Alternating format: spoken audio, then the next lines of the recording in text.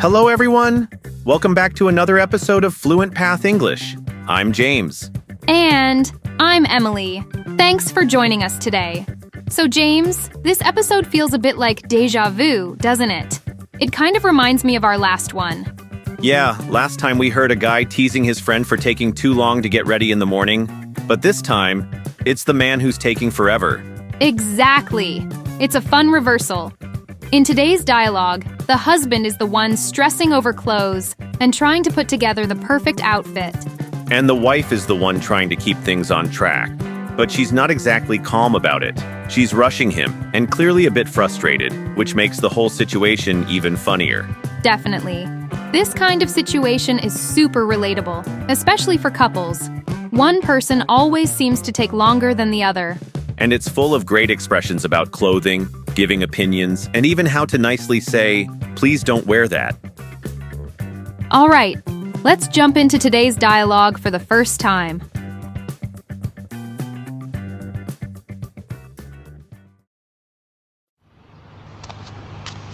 Honey, come on. We're going to be late. Honestly, you take longer getting ready than I do. I was drying my hair and ironing my shirt.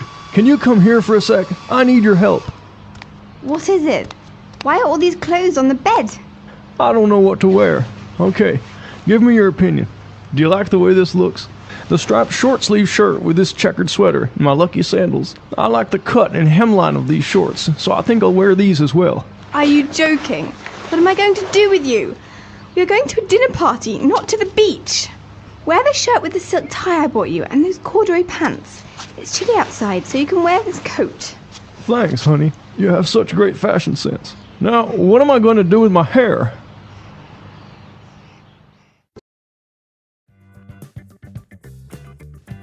That was hilarious. I love how the husband is just completely lost with his outfit choices. Yeah, and the wife has to step in and take charge. That mix of a striped shirt, checkered sweater, and lucky sandals? What a disaster. It sounds like he was ready for a beach day, not a dinner party. Totally. But in the end, he did take her advice. That's teamwork and also fashion emergency control. Exactly. Now let's take a look at some key phrases from the dialogue. All right, let's start with the phrase, drying my hair. Drying my hair. Drying my hair. So, this phrase just means removing the moisture from your hair after a shower. It can be done with a towel or a blow dryer. Now, in a previous episode, we talked about blow dry, which is more specific. It means using a hair dryer. But drying my hair is more general and can mean either way. Yeah, exactly. In the dialogue, when the man says, I was drying my hair and ironing my shirt, he's explaining why he's running late. He was in the middle of his grooming routine. Here's a quick example.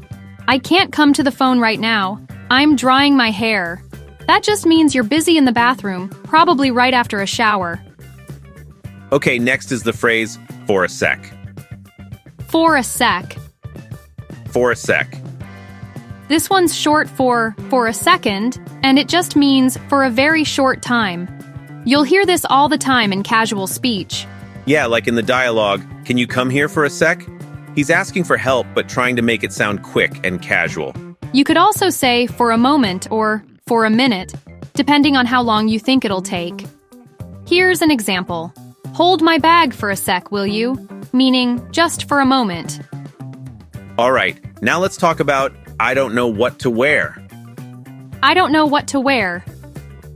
I don't know what to wear. This is a super common phrase. It means you're unsure which clothes to choose. But let's look at the grammar here. What to wear is part of a what to do structure. Yeah, and you can use it with lots of verbs. Now let's take a look at some examples using this structure. Example 1. I don't know what to say. Example 2. She didn't know what to do. Example 3. We're trying to decide what to eat.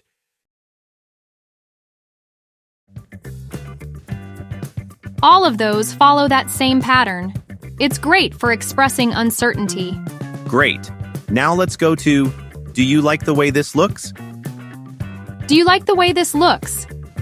Do you like the way this looks?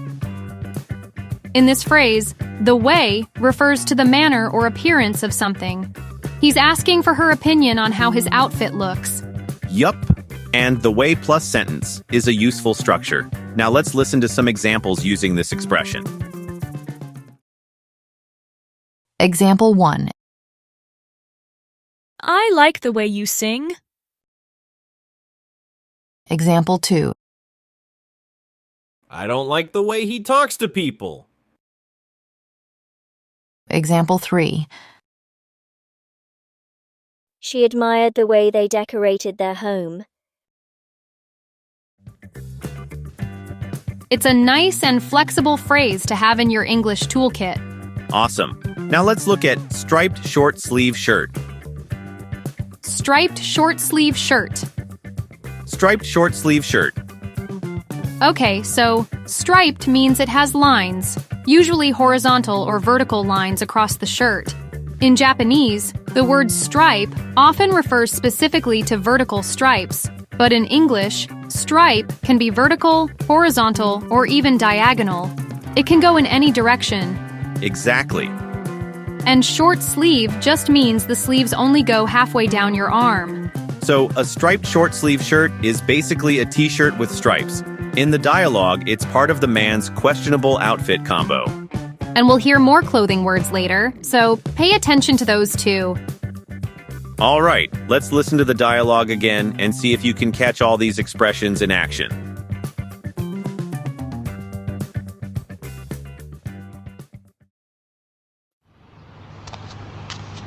Honey, come on. We're going to be late. Honestly, you take longer getting ready than I do. I was drying my hair and ironing my shirt. Can you come here for a sec? I need your help. What is it? Why are all these clothes on the bed? I don't know what to wear. Okay, give me your opinion. Do you like the way this looks? The striped short sleeve shirt with this checkered sweater and my lucky sandals. I like the cut and hemline of these shorts, so I think I'll wear these as well. Are you joking? What am I going to do with you? We are going to a dinner party, not to the beach. Wear the shirt with the silk tie I bought you and those corduroy pants. It's chilly outside, so you can wear this coat. Thanks, honey. You have such great fashion sense. Now, what am I going to do with my hair?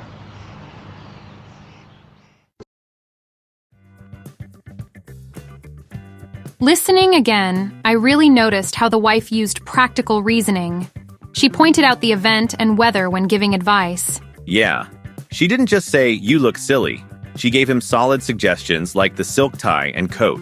And I liked how the man tried to express his style, even if it was a bit out there. True. And phrases like, do you like the way this looks? And you have such a great fashion sense are really useful in daily life. Absolutely. Okay, let's take a closer look at some more expressions from the dialogue. Okay, let's kick things off with the phrase, checkered sweater. Checkered sweater. Checkered sweater. So, checkered means it has a pattern made up of squares, like a chessboard or a picnic blanket. And a sweater is a warm top, usually made of knit material. A checkered sweater is often worn in casual or cozy settings, like a fall day or a laid-back dinner at a friend's house. Personally, I like checkered patterns when the colors are subtle, too loud, and it gets overwhelming. I'm the opposite. I love bold, colorful checks. But yeah, in the dialogue, the man adds a checkered sweater to an already busy outfit. Not a great fashion choice. All right, next up, lucky sandals. Lucky sandals. Lucky sandals. So when someone says something is lucky, like lucky sandals, it means they feel emotionally attached to it because they believe it brings them good fortune, or they just like it a lot. Right. And sandals are casual, open footwear. Definitely not ideal for a fancy dinner party. Totally. I wouldn't wear sandals unless I'm heading to the beach. But some people get super attached to their lucky items. Yeah, I've got a lucky hoodie, but I'd never wear it to a formal event. Yeah, good call. Okay, let's move on to hemline. Hemline. Hemline. The hemline is the bottom edge of a piece of clothing, especially skirts, dresses, or shorts. It refers to how high or low that bottom edge is. In the dialogue, the man says, "I like the cut and hemline of these shorts." That means he likes the shape and the length. They probably fit him well or feel comfortable. Here's an example. The dress was beautiful, but the hemline was a bit too short for the office. That means the length made it less appropriate for work. Speaking of hemlines, I've heard that in some strict junior high and high schools in Japan, there are even rules about how long girls' skirts should be. Really? That's pretty surprising to me. I mean, I get having a dress code, but specific measurements? Yeah, it's all about maintaining a certain image or discipline, I suppose. Cultural values really influence how we view clothing. That sounds a bit over the top to me. Yeah, but apparently schools like that are becoming less common these days. All right, let's get back to the lesson. Next is silk tie. Silk tie. Silk tie. A tie is that long piece of fabric men wear around their neck with formal shirts. And silk is a smooth, shiny material that feels luxurious and looks elegant. I actually like silk ties. They look classy without being too flashy. Same here. They're perfect for formal events like dinner parties, weddings, or business meetings. And in the dialogue, the wife is clearly trying to upgrade his outfit by suggesting the silk tie she bought him. Good call. Absolutely. Okay, next is corduroy pants. Corduroy pants. Corduroy pants. Corduroy is a thick, soft fabric with raised ridges, great for cooler weather. So corduroy pants are warm and stylish, but also a bit retro. I used to hate corduroy pants as a kid, but now I kind of like them. They're cozy. Me too. I think they give off a relaxed yet smart vibe. In the dialogue, the wife chooses them because it's chilly out. All right, today's last phrase is, "What am I going to do with you?" What am I going to do with you? What am I going to do with you? This is a funny phrase that people say when they're exasperated or amused by someone. It's often used when someone does something silly and you're not really angry, but you are definitely shaking your head a little. In the dialogue, the wife says it right after he shows off his chaotic outfit. She's clearly a bit annoyed, but also fond of him. Yeah, it's like saying, "I can't believe you," but in a more playful, loving way. Here's an example. You bought another video game? What am I going to do with you? It's frustrated, but with a smile. All right, let's hear the dialogue one more time and see how naturally these expressions fit in.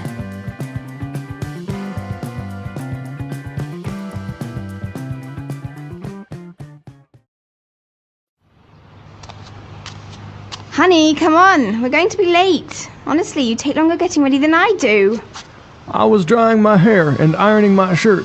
Can you come here for a sec? I need your help. What is it?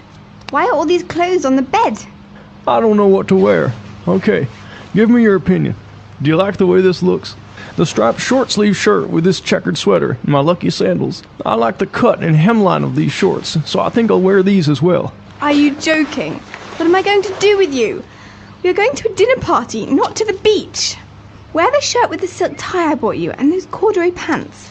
It's chilly outside, so you can wear this coat. Thanks, honey. You have such great fashion sense. Now, what am I going to do with my hair?